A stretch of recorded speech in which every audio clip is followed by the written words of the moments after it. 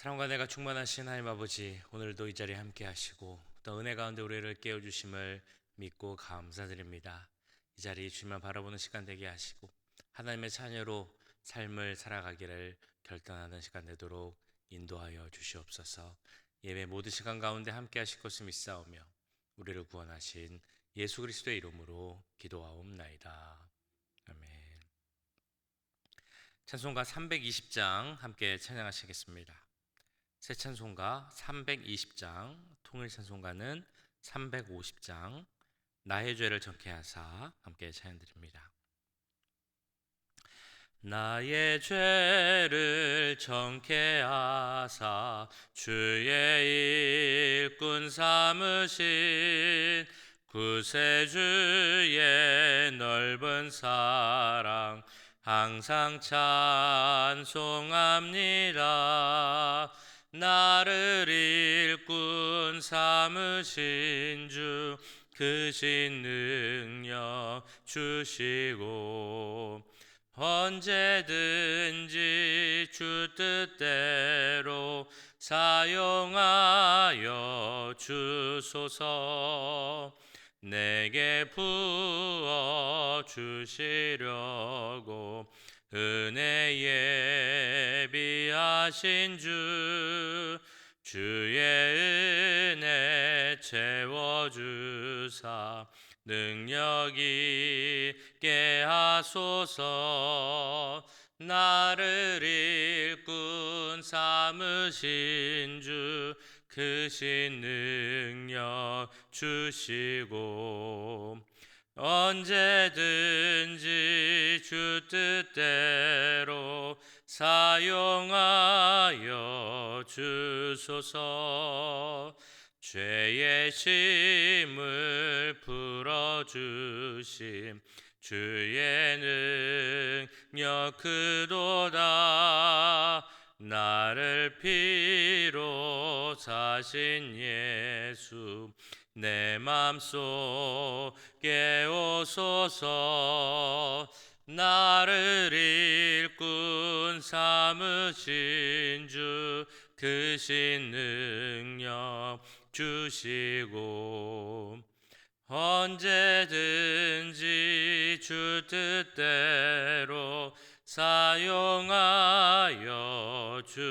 주소서.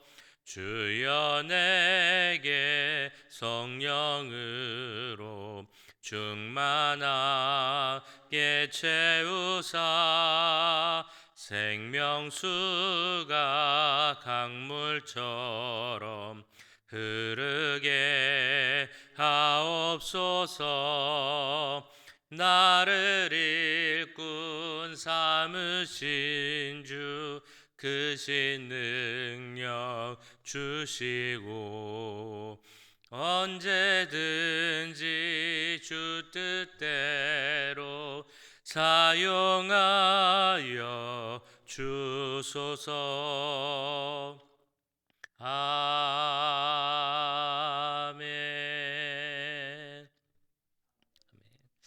기도하실 때 오늘 우리 모든 연약한 분들을 위하여서 기도하도록 하겠습니다. 정말 몸이 약해서 교회 오고 싶어도 못 오시는 분들 많이 계십니다. 주님께서 건강을 허락하셔서 육체의 강건함 가운데 교회에 함께 와서 예배드리는 은혜가 모든 분들에게 임할 수 있게 해달라고 기도하겠습니다.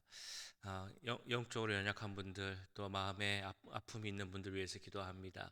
또 양로병원에 있는 어르신들 또한 주님께서 함께 해주시고 외롭지 않을 수 있도록 그 마음에 평안을 허락하여 주시옵소서. 이 시간 함께 기도하도록 하겠습니다.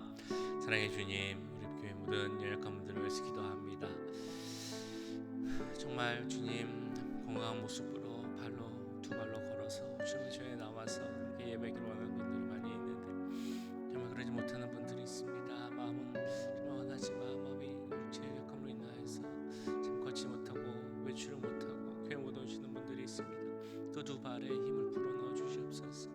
그 육체 가운데 공업을 주시옵소서. 아픔이 있으면 주님 낫게 하시고 쥐가 병이 있으면 회복해 하여 주시옵소서. 건강한 모습을 만나게 하시고 우리가 정말 주님의 은혜 가운데서 함께 만나 예배드리고 주님 은혜를 나눌 수 있는 교제할 수 있는 우리 귀한 성도들 될 수 있도록 역사해 주시옵소서.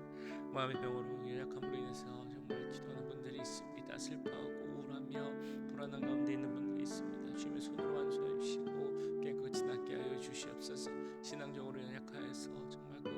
가운데 있는 분들이 있습니다. 주님의 복음을 비춰주셔서 주님 그 모든 것이 깨끗이 나올 수 있도록 역사해 주시옵소서. 하나님 또한 우리 어르신들 좀 기억하여 주시고 우리 육체는 연약할 수밖에 없지만 우리 속 사람은 주님의 은혜가 속 강건해 주시도록 역사해 주시옵소서. 병원에 있는 분들 지금 기억하여 주시고 그 삶이 비록 병원에 있지만 병원은 하나님과 함께하는 삶을 증거하게 하시고 정말 주님 하나님을 증거하는 삶 병원에서 주님 주시는 위로와 또한 은혜가 넘친 삶을 주시고 함께 해주시옵소서. 외롭지 않게 하시고 슬프지 않게 하시고 낙심치 않게 하시고 주님 주시는 위로 가운데 주님 올 수 있도록 주님 함께하여 주시옵소서. 사랑해 주님, 이 시간 우리 교회 모든 연약한 분들을 위하여 기도합니다.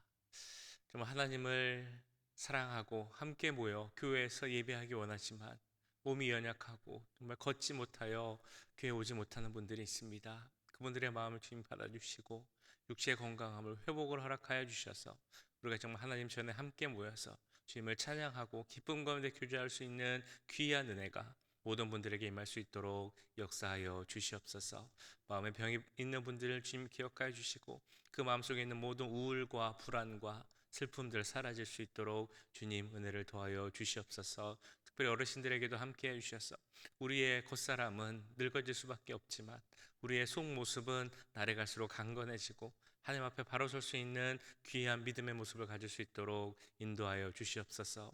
특별히 양로병원에 있는 모든 분들 기억하여 주시고 주님 주시는 위로와 평안이 있을 수 있도록 특별히 외롭지 않을 수 있도록 주님 함께 하시고 은혜를 더하여 주시옵소서.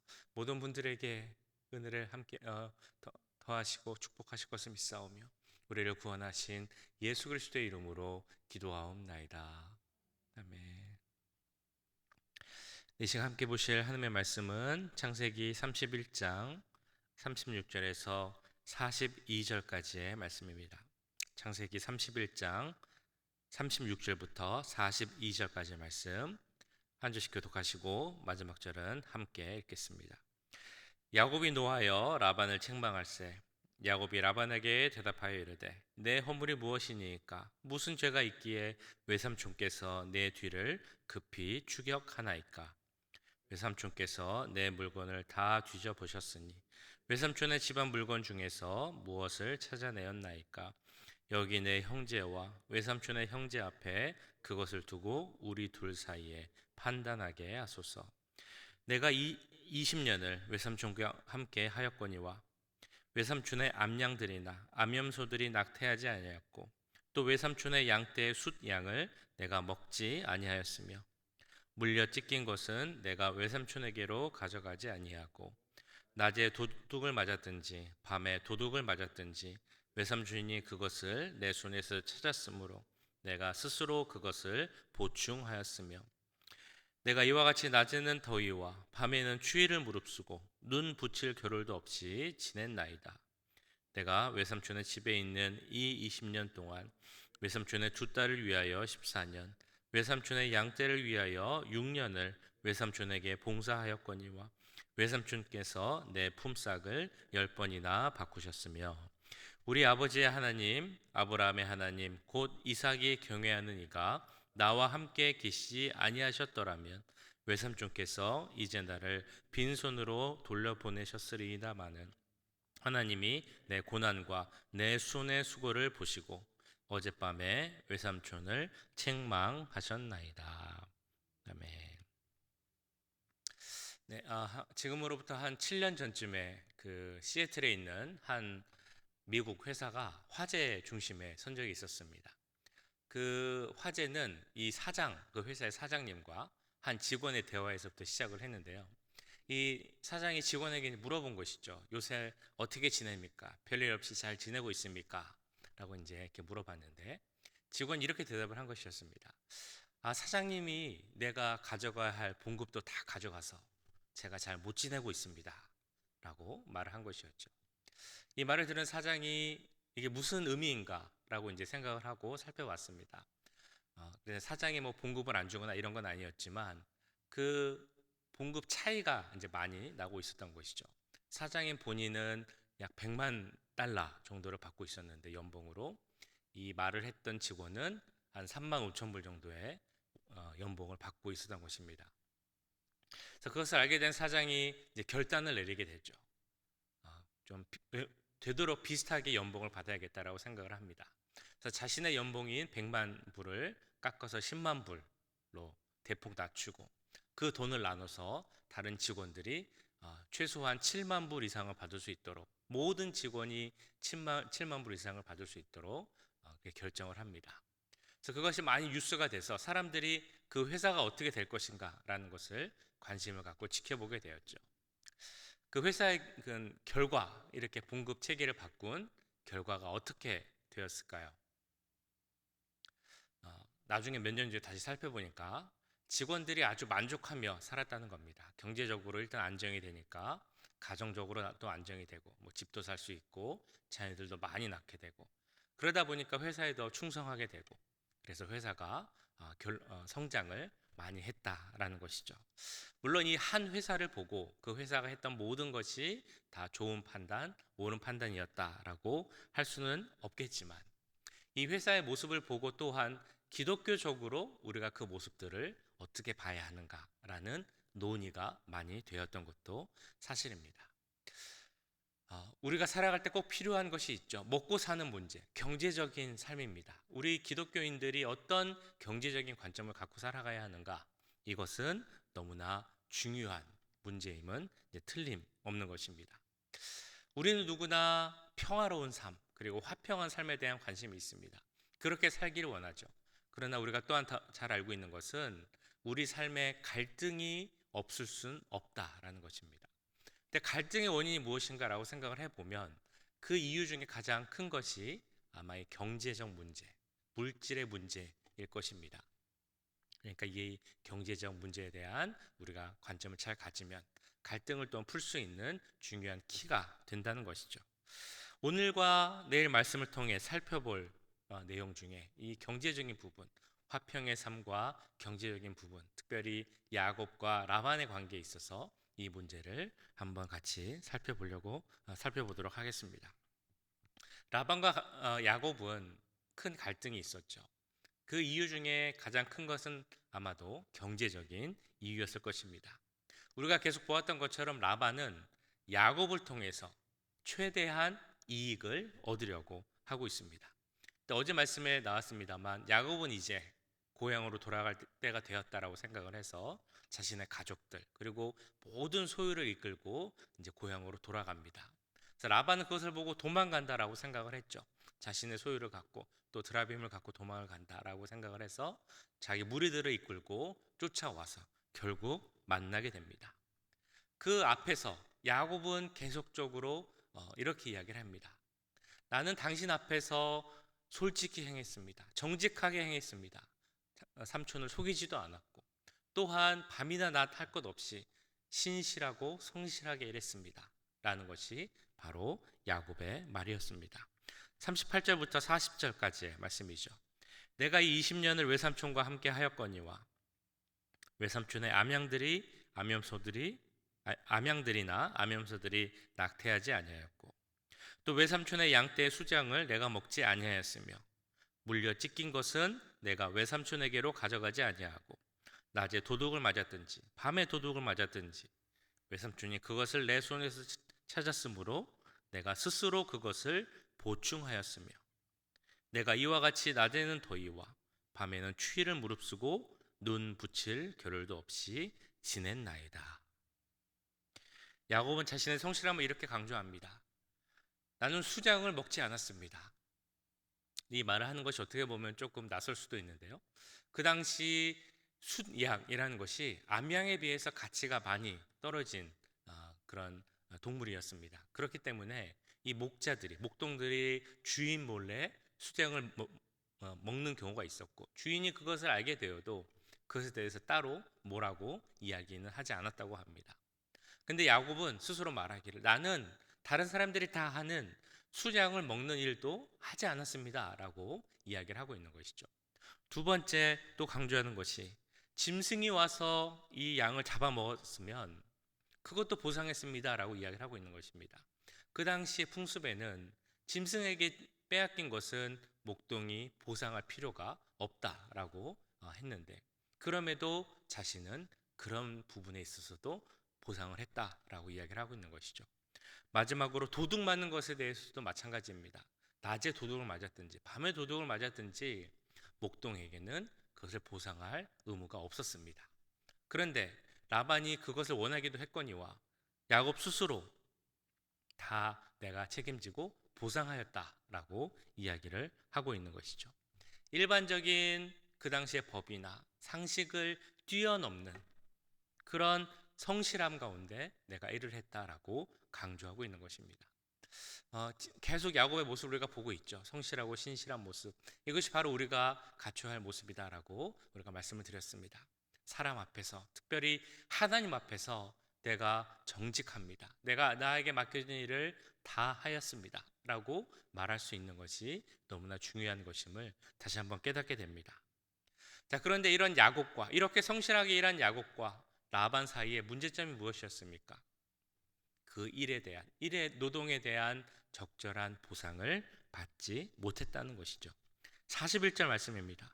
내가 외삼촌의 집에 있는 이 20년 동안 외삼촌의 두 딸을 위하여 14년, 외삼촌의 양떼를 위하여 6년을 외삼촌에게 봉사하였거니와 외삼촌께서 내 품삯을 10번이나 바꾸셨으며. 이렇게 열심히 일했지만 품삯을 10번이나 바꿨다는 것입니다. 우리가 그저께도 들었습니다만 10번 바꿨다라는 것은 딱 10번 했다가 아니고 계속 바꿨다는 것이죠. 바꿨다는 것은 말했던 것, 약속했던 것보다 적게 주었다라는 것입니다. 그렇게 계속 변덕스럽게 적절한 보상을 하지 않았다라는 것이죠. 지금으로 보자면 라반은 정말 악덕 기업주인 것입니다. 이런 라반의 옳지 못한 태도, 이것이 바로 라반과 야곱의 갈등의 중요한 원인이 되었던 것이죠. 우리 인간은 살아감에 있어서 누구나 경제 활동을 합니다. 너무나 중요한 것이 바로 이 경제 활동. 다시 말해서 먹고 사는 문제가 생기게 되는 것이죠. 누구나 일하고 그를 통해 먹을 수 있는 것을 얻게 되고 그래서 소유가 생기고 그러면서 또 그것을 어떻게 나누냐, 이런 모든 문제들이 우리들이 살아가는 데 있어서 근본적이지만 가장 또 중요한 문제라고 할 수 있습니다. 이런 경제생활, 어떻게 일하고 어떻게 나누고 또한 어떻게 소유할 것인가, 이것은 우리 그리스도인들에게도 너무나 중요한 문제일 것입니다. 왜냐하면 이것이 우리가 살아가는 데 있어서 중요한 문제이기도 하고 또한 사람 사이의 관계에 있어서 갈등을 일으키는 요소가 되기도 때문이죠. 이런 글을 본 적이 있습니다. 우리가 잘 아는 평화라는 그 단어 안에 경제적인 그 의미가 담겨져 있다라는 글입니다. 그 평화라는 단어의 한자를 생각해 보시면 다 아시겠지만 평자는 평평하다 할 때 평자를 쓰죠. 그리고 화자는 그 왼쪽에는 그 별을 가리치는 벼 이자가 왼쪽에 있고 오른쪽에는 입구자가 있습니다. 그래서 평화라는 말 자체에 모든 사람의 입에 공평하게 즉 먹을 것을 넣어 주어야, 골고루 돌아가게 해야 그것이 바로 어떤 평화의 시작이다라는 의미가 포함되어 있다는 것이죠. 평화의 삶을 위해 경제적인 화합도 필요하다라는 것입니다. 그것이 안 되고 제대로 그것을 못했을 때 우리 사이에 갈등이 있을 수 있다는 것이죠. 이런 말도 아마 들어보셨을 것입니다.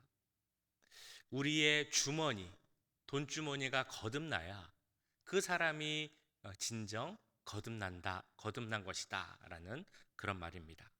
다시 얘기해 보자면 우리가 바른 경제관을 가지고 그 물질을 다스릴 줄 알아야 그것이 바로 우리 그리스도인들에게 있어서 너무나 필요한 덕목이라는 것이죠.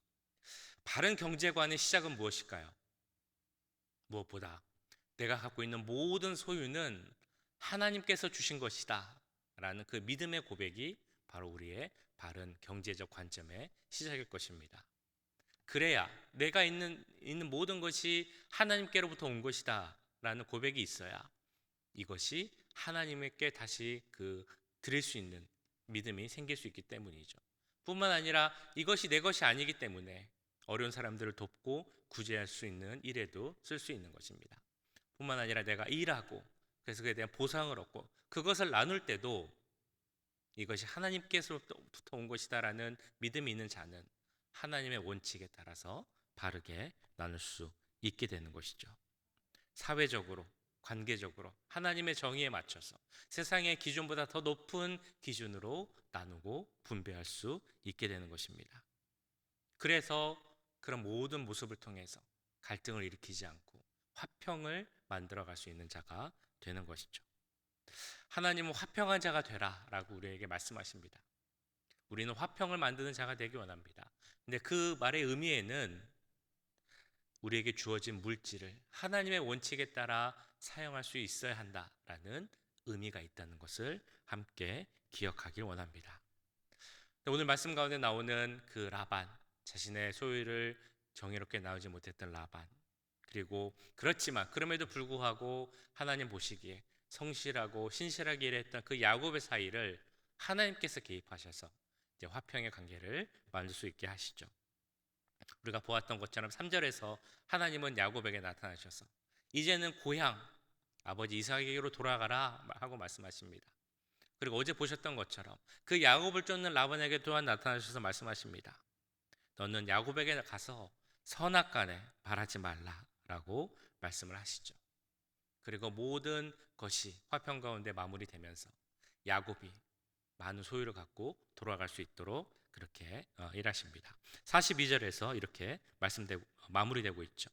우리 아버지의 하나님 아브라함의 하나님 곧 이삭이 경외하는 이가 나와 함께 계시지 아니하셨더라면 외삼촌께서 이제 나를 빈손으로 돌려보내셨으리이다마는 하나님이 내 고난과 내 손의 수고를 보시고 어젯밤에 외삼촌을 책망하셨나이다. 야곱을 잡겠다고 쫓아온 그 라반, 이 라반과 야곱의 그 상황, 대치한 상황을 보면 그 상황만 보면 말 그대로 일촉즉발의 상황이었습니다. 그 소유를 갖고 싸우는 것이기 때문에 언제 큰 싸움, 다툼이 생길지 모르는 그런 상황이었다는 것이죠. 그러나 하나님께서 그 가운데 개입하시고 그 가운데 화평을 만들어 가십니다. 화평의 언약이 세워지게 하시고 그리고 갈등이 마무리되게 하시죠. 하나님은 우리들이 화평을 만들어가는 자, 평화를 만들어가는 자가 되기를 원하십니다. 그리고 이렇게 말씀하시죠. 화평케 하는 자는 복이 있나니 저가 곧 하나님의 아들이라 일컬음을 받을 것이다 라고 말씀합니다. 화평을 만들어가는 자가 하나님의 자녀가 되는 중요한 조건이라는 것입니다. 화평케 하는 자는 하나님이 주신 소유도 그 말씀에 따라서 하나님의 원칙에 따라서 사용할 수 있는 자입니다. 우리 모두는 이 점도 꼭 기억하여서 우리가 살아가는 모든 경제활동, 우리의 소유도 하나님의 그 기준에 따라서 사용하고 그를 통해서 하나님의 화평을 이루어갈 수 있는 자가 되길 원합니다. 이뿐 아니라 모든 면에서 하나님의 자녀로서의 필요한 모습을 갖추고 그 모습으로 오늘 하루를 살 수 있는 우리 모두가 되기를 주님의 이름으로 간절히 축원합니다. 함께 기도하도록 하겠습니다. 말씀을 기억하시며 기도하실 때 주님, 우리가 주님 말씀하신 대로 화평케 하는 자, 평안을 만들어가는 자가 되게 하여 주시옵소서. 모든 그 화평케 하는 자로서의 모습을 갖추게 하시고 특별히 우리가 갖고 있는 모든 소유와 물질 그런 것을 사용하고 나누고 분배함에 있어서도 세상을 뛰어넘는 하나님의 말씀과 기준 가운데 사용하신 우리가 되게 하시고 그를 통하여서 갈등을 만들어가는 자가 아닌 평화를 만들어가는 자가 되게 해달라고 이 시간 함께 기도하도록 하겠습니다. 사랑의 주님, 오늘 말씀을 기억하며 기도합니다. 주님, 오늘 말씀을 통하여서 라반과 야곱의 모습을 보았습니다. 그 갈등이 정말 오래된 갈등, 그 소유를 통하여 갖기 위해서 욕심을 부리면서 경제적인 이유로 나타나는 그런 갈등이었습니다. 주님, 우리 모두는 또 경제활동하고 소유에 대한 마음이 있어서 그를 말미암아 또한 여러 가지 갈등이 생기고 다툼이 일어남을 알고 있습니다. 주여, 그러나 우리 나라마다 갖길 원하고 많은 것을 소유하기 원하지만 또 그로 인하여서 갈등을 나누면 끝까지 다스리는 자가 되기 원합니다. 그를 원해서 그 모든 것이 하나님께로부터 온 것임을 기억하는 우리가 되게 하시고 그것을 사용하고 나눌 때도 하나님의 원칙 가운데 나올 수 있는 우리가 될 수 있도록 주님 역사하여 주시옵소서.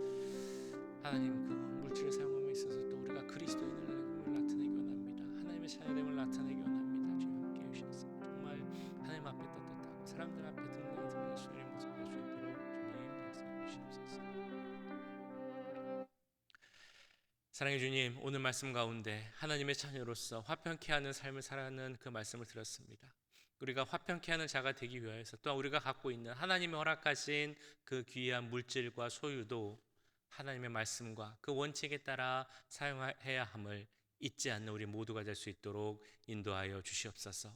이 세상 가운데 정말 많은 사람들, 아니 모든 사람들이 많은 것을 갖기 원하고 내 것을 챙기기 원하지만, 그러나 이 세상 법칙에 따라 살아가는 우리가 되지 않게 하시고, 우리가 있는 모든 것은 하나님께로부터 온 것이고, 그러기에 하나님의 원칙에 따라 사용해야 함을 정말 실천하는 우리 모두가 될 수 있도록 역사해 주시옵소서. 그런 문제로 말미암아 갈등을 일으키는 사람이 아니라 그것을 넘어서서 그 가운데서도 평화를 만들어가는 우리가 되게 하시고, 그래서 하나님의 사람이 정말 다룰 수 있음을 보여주는 우리 한 명 한 명 될 수 있도록 주님 역사하여 주시옵소서. 오늘 하루의 삶도 함께 하시고 하나님의 자녀로서 주님을 증거하며 살아가는 우리의 귀한 하루가 될 수 있도록 주님 인도하여 주시옵소서. 지금은 우리 주 예수 그리스도의 은혜와 하나님 아버지의 무한하신 사랑하심과 성령 하나님의 감화 감동 역사 교통하심이 하나님의 자녀로 오늘도 주님을 증거하며 살아가기 원하는 이 자리에 함께한 모든 주의 자녀들과 그 가정과 직장, 우리 교회 위에 지금부터 영원까지 함께 하시길 간절히 축원하옵나이다.